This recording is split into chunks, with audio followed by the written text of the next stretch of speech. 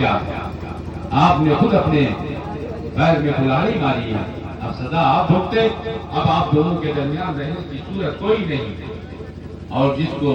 آج ٹارگٹ کیا جاتا ہے وہ بدستور ایک نکاح ہوتا ہے،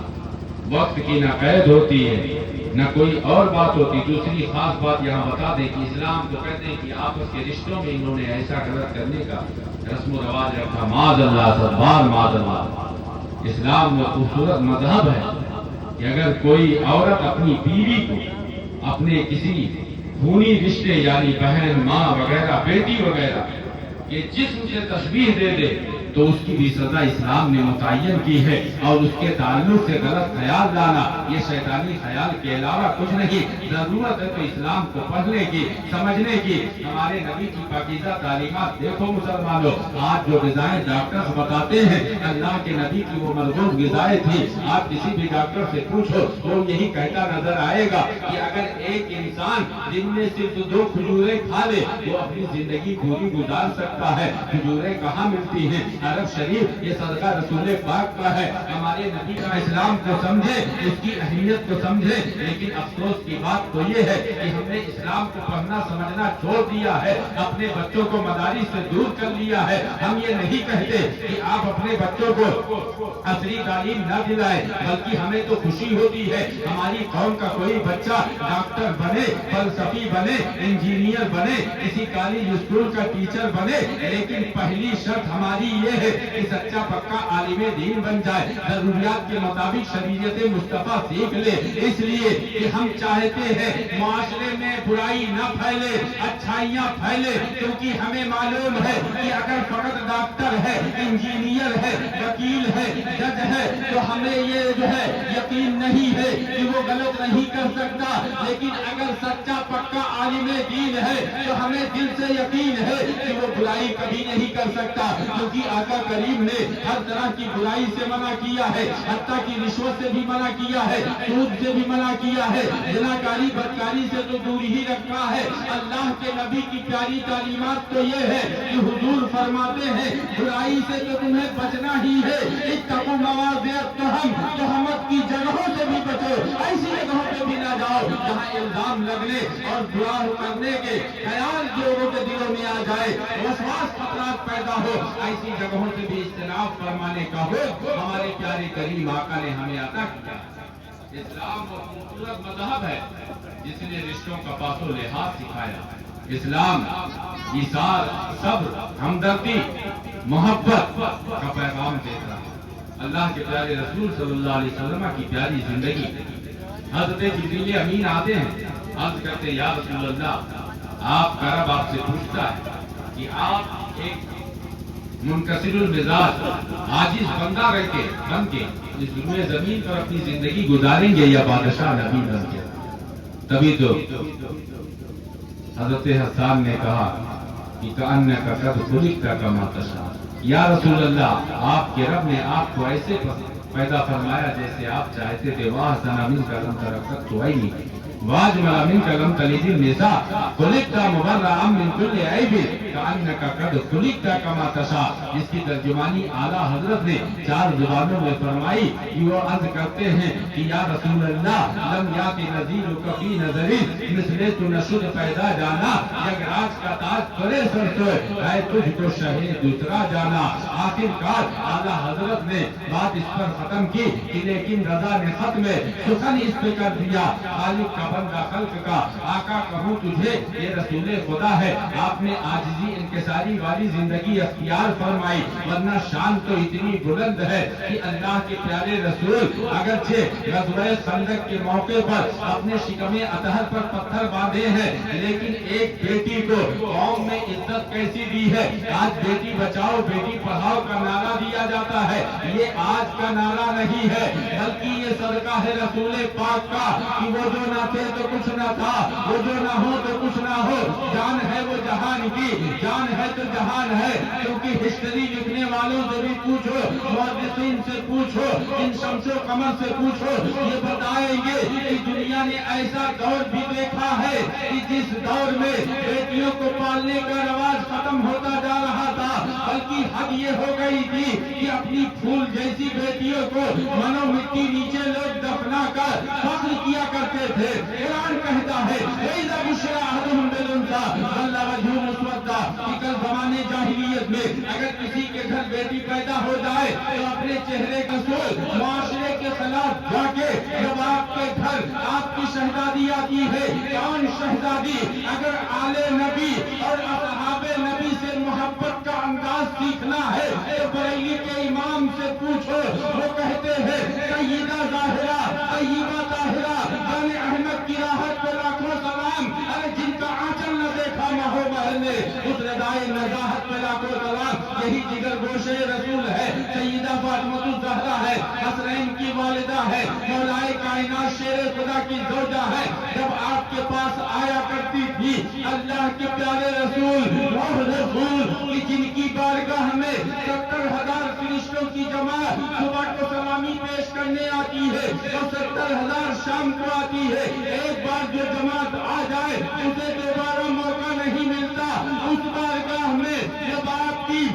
شہزادی آتی ہے تو یہی اللہ کا نبی کہ جس دور میں بیٹیوں کو پالنے کا رواج نہ تھا، اللہ کے نبی کھڑے ہو کر اپنی شہزادی کا استقبال فرماتے اور مسکرایا کرتے تھے، اور یوں مسکرائے جان کی کندھوں میں پڑ گئی، یوں لپشا ہوئے کہ فرشتہ بنا دیا۔ اس دور میں اللہ کے نبی نے بیٹیوں کو عزت بخشی ہے کہ جس دور میں بیٹیوں کو پالنے کا رواج نہ تھا، آج اگر پالتے ہو آپ تو آپ کو ماحول ہو گیا ہے، کیونکہ اللہ کے رسول نے بیٹیوں کی حفاظت فرمائی، ورنہ آج ہم بھی بقدر ضرورت اور مجبوری کے تحت بیٹیوں کو پالتے اور جاہلوں کے طریقے سے کہ کل کو کسی کو داماد بنانا پڑے گا اپنی بیٹیوں کو زندہ دفن کر دیتے۔ اس لیے شادی بیاہ کی محفلوں میں جہاں کہیں میں جاتا ہو، چاہے باضابطہ طریقے سے نعت خوانی تقریر ہو نہ ہو، لیکن قرآن کی آیت کی تلاوت اور رسول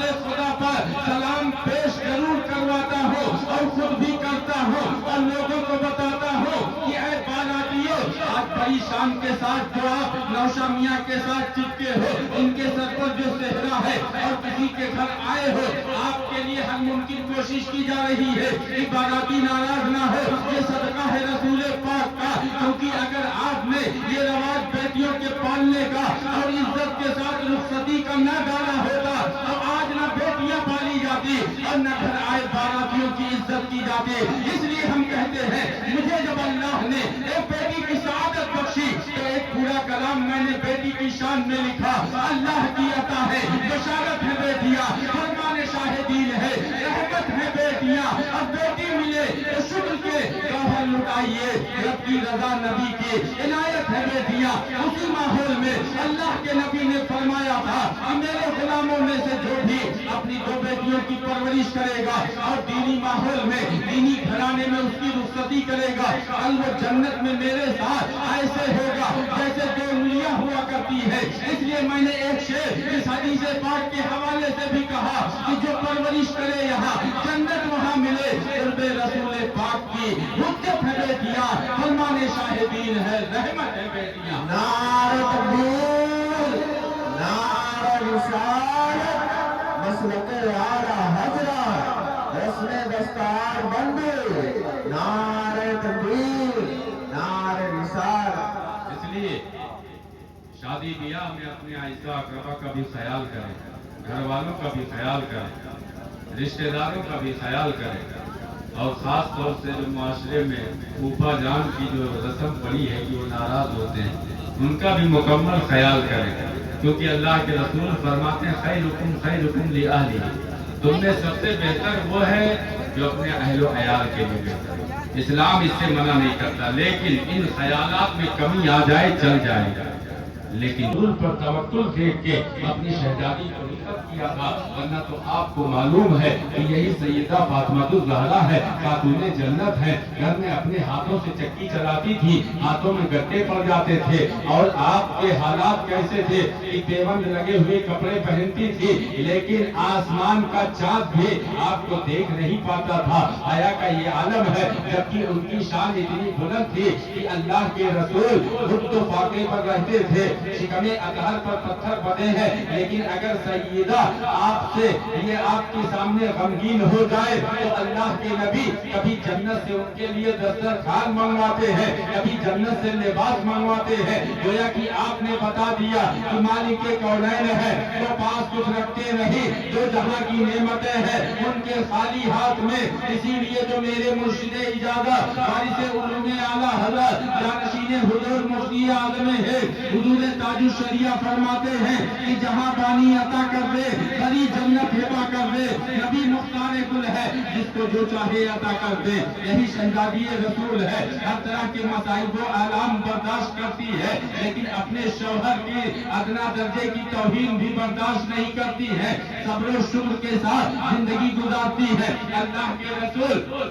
آپ کے گھر ایک مرتبہ تشریف لے جاتے ہیں شادی کے بعد اور کہتے ہیں بیٹی میرے ساتھ چلو گے؟ حضرت سیدہ فاطمہ عرض کرتی ہے کہ یا رسول اللہ ضرور چلوں گی، آپ کے ساتھ نہیں جاؤں گی تو کہاں جاؤں گی؟ لیکن یا رسول اللہ اگر آپ اجازت دیں تو میں اپنے شوہر یعنی مولا علی سے پوچھ لوں، اس کے بعد آپ کے ساتھ چلوں گے۔ حضرت فاطمہ نے کہا، اللہ کے پیارے نبی کی آنکھوں میں آنسو آ جاتے ہیں، سیدہ فاطمہ تڑپ جاتی ہے، عرض کرتی ہے کہ اے بابا جان کیا میری بات آپ کو بری لگی؟ اگر ایسا ہے تو میں کسی سے نہیں پوچھوں گی، آپ کے حکم پر چلی چلوں گی، کیونکہ رب نے فرمایا ہے ما آتاکم الرسول فخذوہ، اور دوسری جگہ فرماتا ہے النبی اولی بالمؤمنین من انفسہم، کہ نبی تمام مومنین پر ان کی جانوں سے زیادہ حقدار ہے۔ یا رسول اللہ آپ ناراض نہ ہو، آپ غصہ نہ ہو، آپ کے ساتھ میں چل رہی ہو۔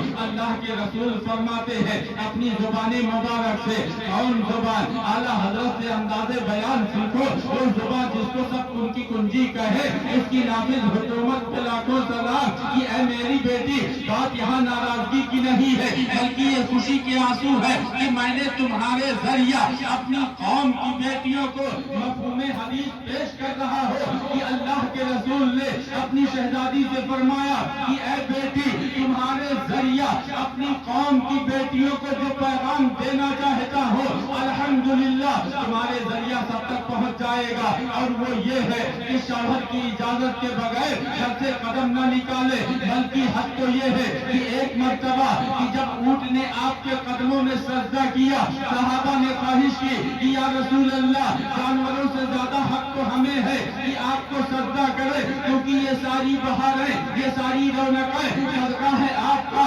کیونکہ وہ ہوتے کہاں خلیل بنا آبا منا لولاک والے صاحبی سب تیرے گھر کی ہے۔ اللہ کے رسول آپ اجازت عطا فرمائے کہ ہم لوگ آپ کو سجدہ کریں۔ اللہ کے نبی نے اس موقع پر فرمایا تھا کہ اگر خدا کے بعد کسی کو سجدے کی اجازت ہوتی تو بیویوں کو حکم فرماتا کہ اپنے شوہروں کا سجدہ کرے، لیکن مسلمانوں کامل مسلمان وہ ہے کہ جو ایک پہلو نہ دیکھے کہ آمرانہ طریقے سے جابرانہ طریقے سے اپنی بیویوں پر حکومت کرے، بلکہ طریقہ وہ ہو کہ دور جاہلیت کا نہ ہو کہ جس دور میں بیویوں کو پیر کی جوتی سمجھا جاتا تھا، بلکہ رسول پاک کی طریقے سے کہ آپ انہیں اپنی شریک حیات کا پارٹنر آف لائف کا حصہ دے، اپنی زندگی میں اس طریقے سے شامل کرے کہ قرآن کہتا ہے ہن لباس لکم وانتم لباس لہن، کہ وہ تمہارا لباس ہے تم ان کا لباس ہو۔ اس قرآن کے فرمان کا مطلب یہ ہے کہ خوشی ہو یا غم ہو، اچھائی ہو یا برائی ہو، شوہر اور بیوی ایک دوسرے کے کسی پر ظاہر نہ کرے۔ اب وہ خواتین کی جو چھوٹی سی تکلیفوں پر اپنے مائکے میں اپنے اعزاء اقربا سے شکایتیں کرتی پھرتی ہیں، انہیں چاہیے کہ اب وہ اپنے شوہر کے تابع رہیں، خوشی کا ماحول ہو یا غم کا ہو، کسی بھی صورت اپنے شوہر کی دل شکنی کبھی نہ کریں۔ اسی طریقے سے مرد حضرات اپنی بیویوں کو شریک حیات کا درجہ دیں، وہ حسن اخلاق پیش کریں کہ آپ کی بیوی صرف آپ کے سامنے نہیں پیٹھ پیچھے بھی آپ کی تعریف کریں،